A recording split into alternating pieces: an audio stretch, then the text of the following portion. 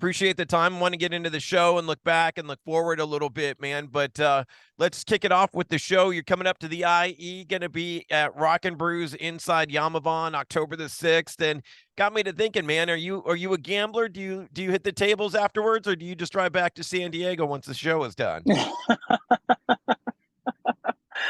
No, actually, we got another gig up in Utah after that, but I mean, not so much anymore. When I was younger, we'd always, I love playing cards and stuff like that, but I hate losing even more. So, you know how it goes. I feel you on that, man. And then as far as the set list, is it pretty much set? Do you have a set list, or do you call out audibles or however you're feeling, or pretty much locked in set? We do both, man. We always have extra tunes on deck, you know what I mean, just to play in case the opportunity presents itself. But um we've been jamming with a friend from Suicide Silence who's been filling in drums for us. So Yeah. he's been playing a bunch of different songs, and we'll throw different tunes at him and stuff. But we'll put together a set right before we take off on that little run.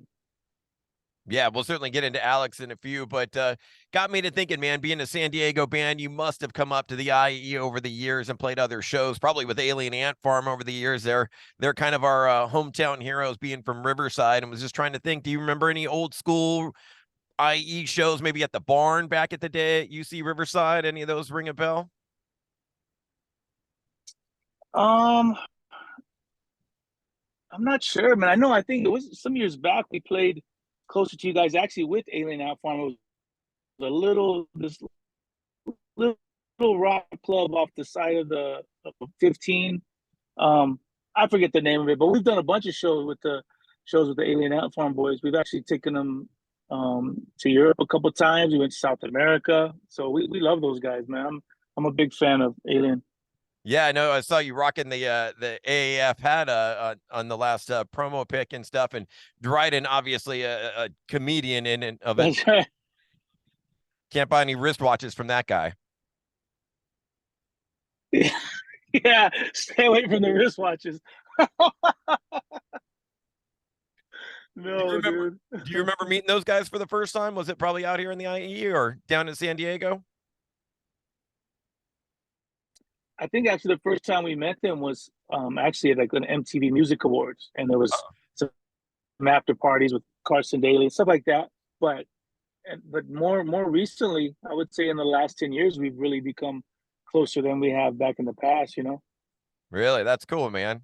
All these years later and still forging that friendship, and yeah, obviously making fun of Dryden as a comedian, but also a hell of a singer too, and a hell of a front man.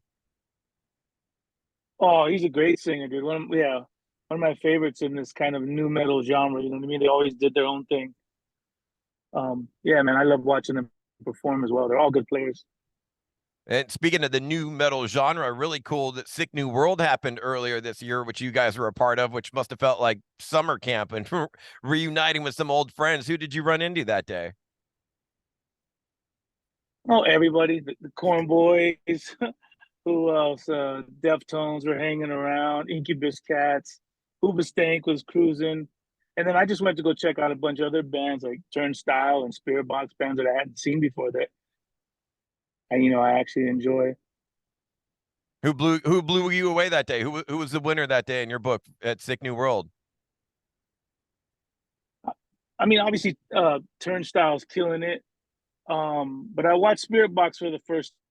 I wanted to see what the hype was about, and she was actually very impressive. They were on the smaller stage. We watched them from side stage, and she killed it. I really dug them. Dude, speaking of females coming up in the rock space in the hard rock metal world, great to see you guys last year on that tour with Jinjer. Got to catch the Wiltern show, and I know I talked to Tatiana Mm. before the show, and she said she was a massive P.O.D fan. And how was that for you being on that bill? Because on paper it looked kind of weird, but man, I gotta say it was a killer concert. Enjoyed your set and their set just the same. Yeah, we definitely played for more Jinjer fans, which we always take tours like that though. We love winning over fans, you know what I mean? So, I think we try to play some of our heavier cuts, and then obviously the songs that we think people know, and but it went over well, and we love those guys. We've become family. Yeah, and obviously that ties into your current drummer, Alex Lopez, who's married to Tatiana. And I was trying to think how you connected with him. Was it a tour manager that you guys shared? Is that how you met back in the day? You and the Suicide Silence guys? I mean, we've done shows in the past, you know, but I think he actually just reached out to Marcos, I believe, and just said, he was free to do whatever. And then they just started hanging out, and we kind of have alternating drummers at the moment. And he came in, jammed with us, or we connect. We have the same vibe, and we ended up doing that corn run and then the Jinjer run, and then he's been doing all the fly out dates for us, all the festival dates. Bitchin', and he'll be at that Rock Brews date as well. Which one? He'll be at the Rock Brews on October the 6th. He'll be Oh at yeah, yeah, for sure. I know he's on tour with Jinjer, so we kind of been, you know, stealing them away from those guys and getting them when we can. So hopefully we'll be able to get them.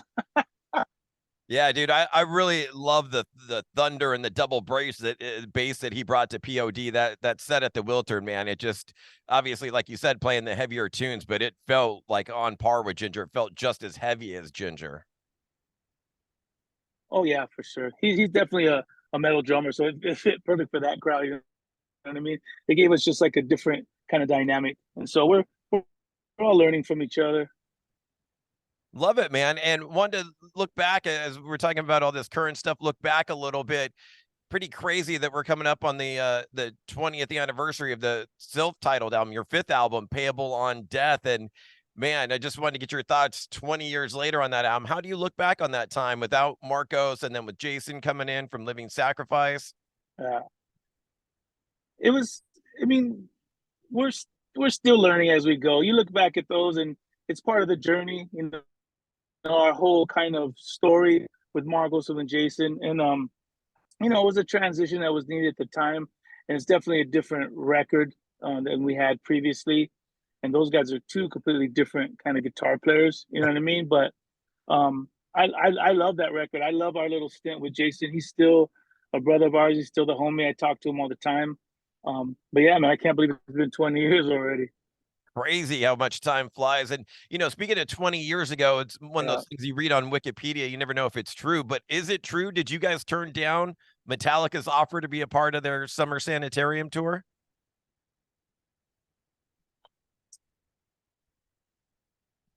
Something went down, dude. I can't really remember. I mean, obviously we wouldn't turn it down. You know what I mean? But I thought we were supposed to be on that, and I don't know what happened. So I'm definitely not gonna say we personally turned it down. There's no way anybody in their rightful minds would turn down Metallica. Come on.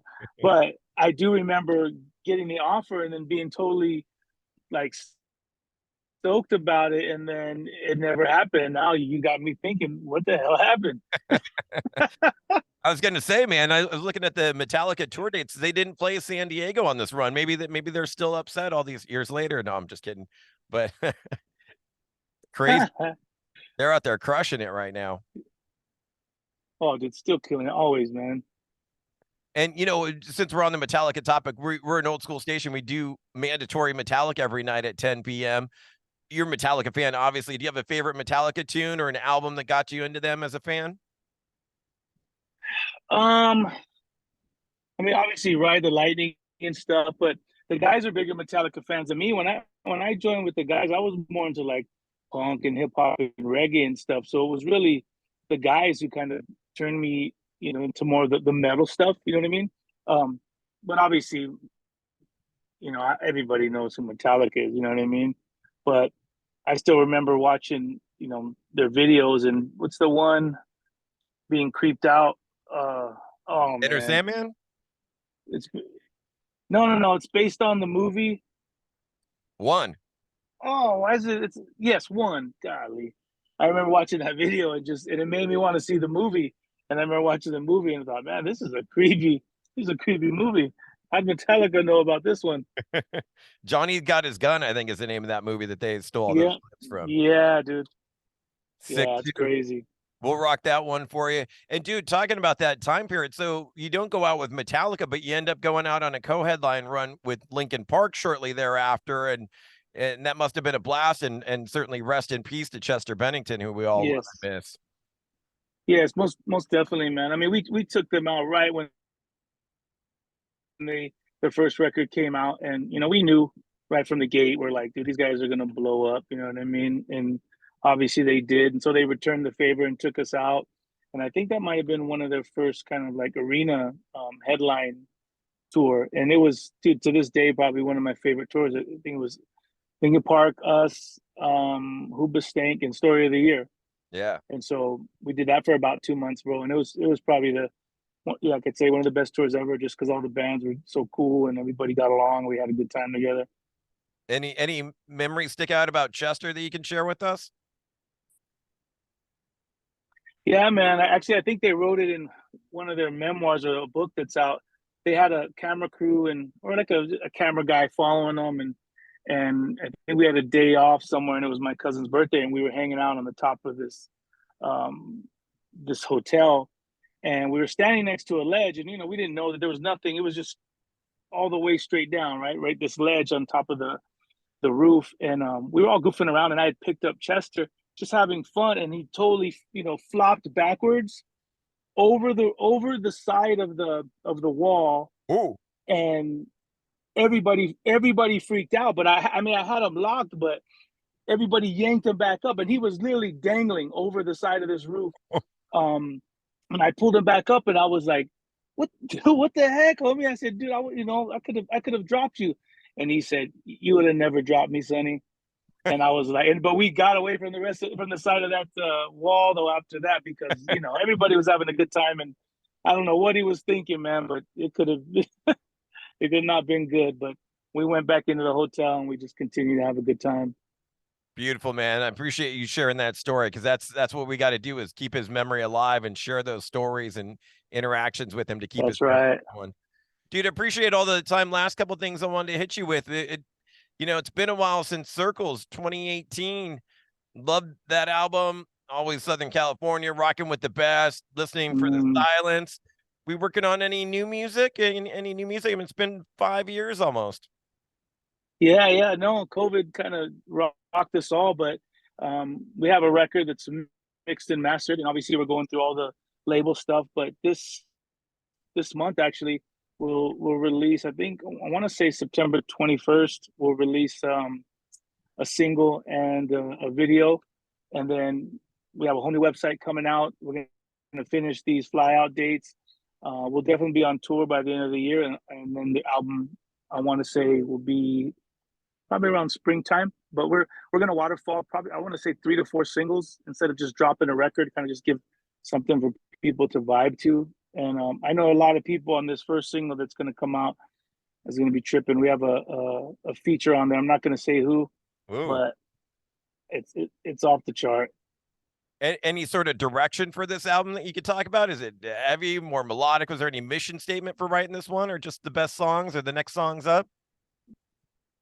Yeah, I mean, I would say this album is definitely more rocking. You know what I mean? We kind of it was a different writing process because of COVID and all that stuff. It wasn't like we could all sit in a room like we're used to. So a Right. lot of it was just piecing things together, and so it was basically song by song. And then by the time we have an album's worth, it's kind of like, hey man, that's just what it's supposed to be. And a lot of people are saying, did you guys get to do like your reggae kind of swing, any more punk type stuff? And it was like, actually, I think it's just rocking all the way through, Ah, man. interesting. And did Alex play Yeah. drums on the album, or No, no, no. Our buddy Robin Diaz actually did. He tours with all the bands, but he's pretty much one of the, I would say next to Josh Freeze, he's probably the main man in Hollywood, and he's an old school friend of ours. And dude, he came in and just nailed it. So there's a different feel on that too, is because it's the first time without my cousin Love. You know what I mean? So it's a rocking feel. interesting? Can't wait for the new album, man, and supporting the new music. Last thing I got to hit you with, dude. NFL season underway. Being a San Diego guy, be honest with me. Are you still a Chargers fan? Were you ever a football fan, or did you give up on them when they moved to LA? Like, screw those Oh guys. yeah. No, no, no. I mean, there was a 24-hour period where I was pissed, and I had to figure out whether I was going to keep going or not. But I never changed, man. I mean, it just that first 2 years, I didn't follow him quite as close. You know what I mean? But then when you're sitting there and you have no team to root for, it's just like, dude, I'm a Chargers fan regardless. I just don't call them LA Chargers. They'll always be San Diego Chargers to me. And when in those seasons when they first started, when they lost, it didn't hurt as much, but now it's starting to hurt again. So I don't know if that's a good thing Oh, or a bad thing, but I'm still rooting for them. they got a hell of a team. Have you been up to a game at SoFi yet? No, man, it's still on my bucket list to do that. Hopefully this year they should have a really good season, though. I mean, Herbert, you got a hell of a quarterback, great running back, great wide Oh receiver. yeah, Should be a good season for them. oh yeah, I'm ready, dude. I still say within the next I would still say within the next 4 years. I think they'll go all the way.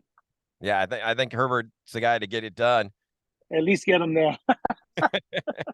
Do you get into fantasy or any of that mess or no? No, no, I hear everybody talk about it, but this is one more thing that to distract me, bro. So I can't do it. Beautiful. Sonny, thank you so much for the time. Can't wait to see you out there Hey, on October the 6th, man, at the show at the Rock Brews. yes, sir, brother. We'll see you there. Thanks, Sonny. Have a good one. Bye-bye. All right, my man. You too. Adios.